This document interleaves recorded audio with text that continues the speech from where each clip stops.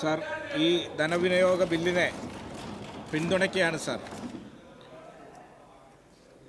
ഒരു ബദൽ ഉയർത്തിക്കൊണ്ട് കൃത്യമായ ധനമാനേജ്മെൻറ്റിലൂടെ കേരളത്തിലെ ധനകാര്യ വകുപ്പിനെ മെച്ചപ്പെടുത്തുന്ന നിലയിലേക്ക് കൊണ്ടുപോയിക്കൊണ്ടിരിക്കുന്ന ഗവൺമെൻറ്റിനെയും ധനകാര്യ വകുപ്പിനെയും ഞാൻ അഭിനന്ദിക്കുകയാണ് സർ. ആവർത്തന വിരസത കൊണ്ട് ഞാൻ കേന്ദ്ര ഗവൺമെൻറ്റിൻ്റെ സാമ്പത്തിക ഉപരോധങ്ങളെ സംബന്ധിച്ചൊന്നും സംസാരിക്കാൻ ആഗ്രഹിക്കുന്നില്ല. ഈ സഭ ചർച്ച ചെയ്തുകൊണ്ടേയിരിക്കുന്നതാണ്. പ്രതിപക്ഷ നിരയിലെ പ്രതിപക്ഷ നേതാവും പ്രതിപക്ഷ അംഗങ്ങളുടെയും എല്ലാം സംസാരം കാണുമ്പോൾ ഈ പ്രതിസന്ധിയെ അതിജീവിച്ചതിലുള്ള വലിയ അസഹിഷ്ണുതയാണ് അവർ പ്രകടിപ്പിച്ചുകൊണ്ടിരിക്കുന്നത്. സർ, ഇപ്പോൾ കഴിഞ്ഞ ദിവസമാണ് ധനകാര്യ വകുപ്പ് ഒരു ഉത്തരവ് പുറപ്പെടുവിച്ചത്. മാർച്ച് മാസം 23-ന് 817 കോടി രൂപയാണ് കേരളത്തിലെ പാവപ്പെട്ട ആളുകൾക്ക് പെൻഷനായി ഈ ഗവൺമെൻറ് അനുവദിച്ചത്. ഇവർക്ക് ഇഷ്ടപ്പെടുമോ സാർ? അവർക്കൊരു കാരണവശാലും ഇഷ്ടപ്പെടില്ല. ഇത് നടക്കുമെന്ന് അവർ കരുതിയിരുന്നതല്ല. മാർച്ച് അതിൻ്റെ തലേദിവസി മെഡിക്കൽ സർവീസ് കോർപ്പറേഷന് 100 കോടി അനുവദിച്ചുകൊണ്ടുള്ള മറ്റൊരു ഉത്തരവും ഗവൺമെൻറ് പുറപ്പെടുവിപ്പിച്ചു. അതിന് 2 ദിവസം മുമ്പാണ് സാർ, മാർച്ച് 20-ന് സപ്ലൈകോ അവിടെ ഇടപെട്ടുകൊണ്ട് 100 കോടി രൂപ സപ്ലൈകോയ്ക്ക് അനുവദിച്ചുകൊണ്ടുള്ള ഉത്തരവും ഈ ധനകാര്യ വകുപ്പ് പുറപ്പെടുവിച്ചു. അതിന് 2-3 ദിവസം മുമ്പാണ് സാർ, മാർച്ച് 14-ന് പാവപ്പെട്ട നെല്ല് കർഷകരുണ്ടല്ലോ, അവരുടെ നെല്ല് സംഭരിക്കാൻ വേണ്ടി 353 കോടി രൂപ അനുവദിച്ചുകൊണ്ടുള്ള ഉത്തരവ് കേരളത്തിൻ്റെ ധനകാര്യ വകുപ്പ് പുറപ്പെടുവിപ്പിച്ചു. 2 ദിവസം മുമ്പാണ്, മാർച്ച് മാസം 11-നാണ് KSRTCക്ക് 73 കോടി രൂപ അനുവദിച്ചുകൊണ്ടുള്ള ഉത്തരവ് പുറപ്പെടുവിക്കുന്നത്. അതിനും 2 ദിവസം മുമ്പാണ്, മാർച്ച് മാസം 7-ാം തീയതി അംഗൻവാടി ക്ഷേമനിധിയിലേക്ക് 10 കോടി രൂപ അനുവദിച്ചുകൊണ്ടുള്ള ഉത്തരവ് ധനകാര്യ വകുപ്പ് പുറപ്പെടുവിക്കുന്നത്. സിദ്ദിഖ് വിഷമിക്കുകയൊന്നും വേണ്ട. പഞ്ചായത്ത് സെക്രട്ടറിമാർ, പ്രസിഡന്റുമാർ എവിടെ നിന്നാലും ബില്ല് പാസ്സാക്കുന്നതിന് ഒരു ബുദ്ധിമുട്ടുമില്ല. കാരണം എന്താ? മാർച്ച് മാസം ആദ്യമാണ് 1905 കോടി രൂപ തദ്ദേശ സ്വയംഭരണ സ്ഥാപനങ്ങൾക്ക് ധനകാര്യ വകുപ്പ് അനുവദിച്ചത്. സർ, നമ്മളിത് ചർച്ച ചെയ്യുന്ന ഘട്ടം ഏതാണ് സാർ? നിങ്ങൾ ഭരിക്കുന്ന ഒരു കോൺഗ്രസ് സംസ്ഥാനമുണ്ടല്ലോ, തെലങ്കാന. നിങ്ങൾ മഹത്വവൽക്കരിക്കുന്ന രേവന്ത് റെഡ്ഡി, സർക്കാർ ജീവനക്കാർക്ക് കൊടുക്കാൻ പൈസയില്ല, നിങ്ങൾ ശമ്പളം ചോദിക്കരുത് എന്ന് പറയുന്ന കാലത്താണ്. നിങ്ങൾ ഭരിച്ചതുപോലെയുള്ള സാമ്പത്തിക അവസ്ഥയല്ല കേരളത്തിൽ. നിങ്ങൾ ഭരിച്ചപ്പോൾ UDF കേരളം ഭരിച്ച സമയമുണ്ടല്ലോ, ഓക്കിയില്ല, നിപ്പയില്ല, പ്രളയമില്ല, കോവിഡില്ല, GST ഇല്ല, ഒന്നുമില്ല. ഇതൊക്കെ വരും എന്ന് നിങ്ങൾ ആഗ്രഹിച്ചുകൊണ്ടിരിക്കുന്ന ഒരു കാലഘട്ടം.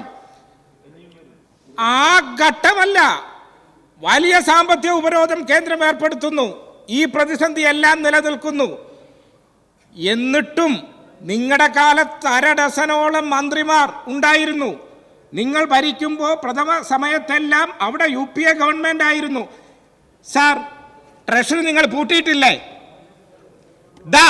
KN ബാലഗോപാലും തോമസ് ഐസക്കും പിണറായി വിജയന്റെ ഗവൺമെന്റ് കേരളത്തിൽ അധികാരത്തിൽ വന്നതിന് ശേഷം ഒരു ദിവസം പൂട്ടിയോ സാർ കേരളത്തിന്റെ ട്രഷറി?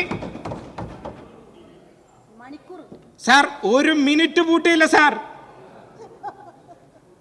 സാർ, നമ്മുടെ ഗവൺമെന്റ്, നമ്മുടെ ധനകാര്യ വകുപ്പ്, നമ്മുടെ ഗവൺമെന്റ് വളരെ ഇച്ഛാശക്തിയോടുകൂടി മുമ്പോട്ട് പോകുമ്പോൾ എങ്ങനെയും ഇവിടുത്തെ വിവാദം ഉയർത്തി ഭരണം സ്തംഭിപ്പിക്കാനാണ് സാർ UDF ആഗ്രഹിക്കുന്നത്, അവർ സംസാരിക്കുന്നത്. ഇപ്പോൾ ഓരോ ദിവസവും ശൂന്യാകാശത്തെ കുണ്ടയില്ലാത്ത വെടി ഉയർക്കുകയാണ്, ആരോപണമാണ്. പാലക്കാട് ബ്രൂവറിയുടെ പേരിലായിരുന്നു ഒരാരോപണം. കഴിഞ്ഞ ദിവസം വന്ന വാർത്ത എന്താ സാർ? നിങ്ങളുടെ കർണാടകയിൽ മൈസൂരിൽ 350 കോടി രൂപയാണ് സാർ ധാരണാപത്രം ഒപ്പിട്ടത്. അവിടെ എന്താ സാർ ഈ ഭൂഗർഭ ജലമില്ലാതെ ബ്രൂവറി പ്ലാന്റ് പ്രവർത്തിക്കാൻ എന്തെങ്കിലും ടെക്നോളജി ഉണ്ടോ? ഉണ്ടോ നിങ്ങൾ പറയും. അവസാനം പാലക്കാട് മന്ത്രി MP രാജേഷ് നിങ്ങളുടെ പ്രതിപക്ഷ നേതാവിനെയും പഴയ പ്രതിപക്ഷ നേതാവിനെയും വെല്ലുവിളിച്ചു. പരസ്യ സംവാദത്തിന് തയ്യാറാണോ? ഈ വിഷയം നമുക്ക് ഡിസ്കസ് ചെയ്യാം, പരസ്യമായി സംവദിക്കാം. അപ്പോൾ ഈ പഞ്ചാബി ഹൗസ് സിനിമയിലെ കൊച്ചിൻ ഖനീഫ പറയുന്നത് പോലെ മല്ലയുദ്ധത്തിന് ഞാൻ തയ്യാർ, മല്ലയുദ്ധത്തിന് ഗോദയിലേക്ക് എനിക്ക് പകരം രമണൻ വരും എന്ന് പറയുന്നത് പോലെ ഞാൻ ശ്രീകണ്ഠനെ അയക്കാം എന്ന് പറഞ്ഞു. MP രാജേഷ് പറഞ്ഞു, ശരി, നിങ്ങൾ പ്രതിപക്ഷ നേതാവും ഉപനേതാവും കൂട്ടത്തിൽ ശ്രീകണ്ഠനെ കൂടെ കൂട്ടിക്കോ, നമുക്ക് ചർച്ച ചെയ്യാം. നിങ്ങൾ ചർച്ച ചെയ്തോ സാർ? നിങ്ങൾ ചർച്ചയ്ക്ക് വരാൻ തയ്യാറായോ? കാരണം നിങ്ങൾ കേരളത്തിലെ ചില മാധ്യമങ്ങളുടെ പിന്തുണയോടുകൂടി ഈ ഗവൺമെന്റിനെ ദുർബലപ്പെടുത്താൻ ശ്രമിക്കുമ്പോൾ ഞങ്ങൾ സത്യസന്ധമായി ഈ ജനങ്ങളോട് പറഞ്ഞ് മുമ്പോട്ട് പോവുകയാണ്. ഇവിടെ ഇപ്പോൾ എന്തായിരുന്നു സാർ ഒരു പ്രശ്നം? മുൻ പ്രതിപക്ഷ നേതാവും എല്ലാവരും സംസാരിച്ചപ്പോൾ ഒരു വ്യവസായി, അതിലെല്ലാം സർവോപരി ഒരു നമ്പർ 1 വർഗീയവാദി, കേരളത്തിൻ്റെ BJPയുടെ അധ്യക്ഷനാവാൻ പോകുന്നു. നിങ്ങളുടെ പ്രതിപക്ഷ നേതാവിനോട് ഇന്നലെ മാധ്യമങ്ങൾ ചോദിച്ചു, എന്താ അഭിപ്രായം? അദ്ദേഹം പറഞ്ഞ അഭിപ്രായം എന്താണെന്നറിയാവോ? BJPയുടെ ഐഡിയോളജിക്ക് പറ്റിയ ആളല്ല, ഐഡിയോളജി ഉള്ള ആളല്ല രാജീവ് ചന്ദ്രശേഖർ. പിന്നെന്താ സാർ, കോൺഗ്രസിന്റെ ഐഡിയോളജി ഉള്ള ആളാണോ? BJPയുടെ പ്രത്യയശാസ്ത്രം എന്താ? നമ്പർ 1 വർഗീയത. അവർക്ക് എന്ത് പ്രത്യയശാസ്ത്രമാ? ഇന്ത്യ മതരാഷ്ട്രമാവണം എന്നാഗ്രഹിച്ച ഇന്ത്യയിൽ പ്രവർത്തിക്കുന്നതാണ് RSS BJP. അവർക്ക് എന്ത് പ്രത്യയശാസ്ത്രം? അവിടെ നമ്മുടെ കേരളത്തിൽ അദ്ദേഹം വന്ന് എന്താ പറഞ്ഞത്? നമ്മുടെ കേരളം തീവ്രവാദികളുടെ കേന്ദ്രമാണ്. ആണോ? ഞാൻ പ്രതിപക്ഷ നേതാവിനോട് ചോദിക്കുകയാണ്, നമ്മുടെ കേരളം തീവ്രവാദികളുടെ കേന്ദ്രമാണോ? കേരളത്തിലെ ചില മതങ്ങൾ തീവ്രവാദ പ്രവർത്തനത്തിന് പ്രോത്സാഹനം നൽകുകയാണ് കൂട്ടത്തോടെ. അയാൾ പറഞ്ഞതാ. അങ്ങനെ ആണോ നമ്മുടെ കേരളത്തിലെ മതങ്ങൾ? ആർജവം വേണം, അയാൾ വർഗീയവാദിയാണ് എന്ന് പറയാനുള്ള ആർജവം വേണം, നട്ടല് വേണം, കരളുറപ്പ് വേണം.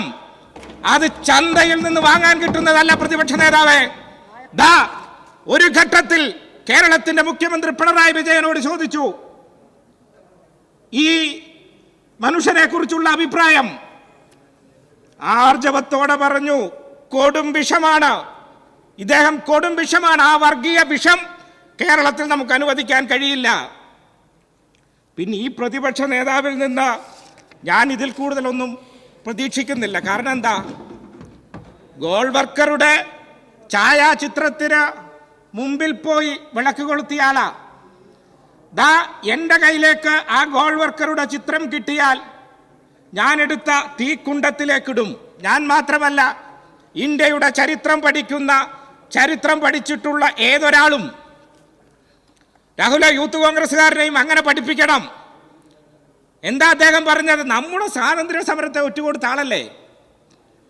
നമ്മുടെ സ്വാതന്ത്ര്യ സമരത്തെ വിഘടിപ്പിക്കാൻ ഹിന്ദു യുവാക്കൾ ഒരിക്കലും ഊർജം, സ്വാതന്ത്ര്യ സമരത്തിൽ ബ്രിട്ടീഷുകാർക്കെതിരെ പോരടിച്ച് നശിപ്പിക്കരുത്.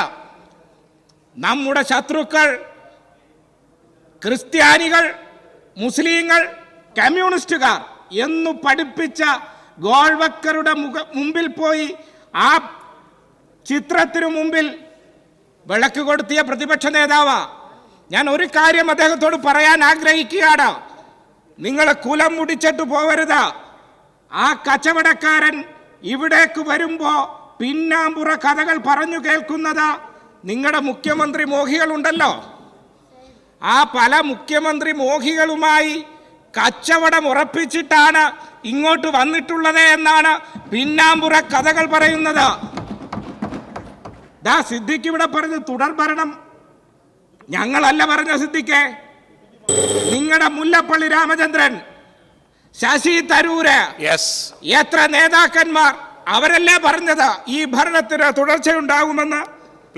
സാർ, ഞാൻ ഈ ധനവിനിയോഗ ബില്ലിനെ പിന്തുണച്ചുകൊണ്ട് എന്റെ പ്രസംഗം അവസാനിപ്പിക്കും.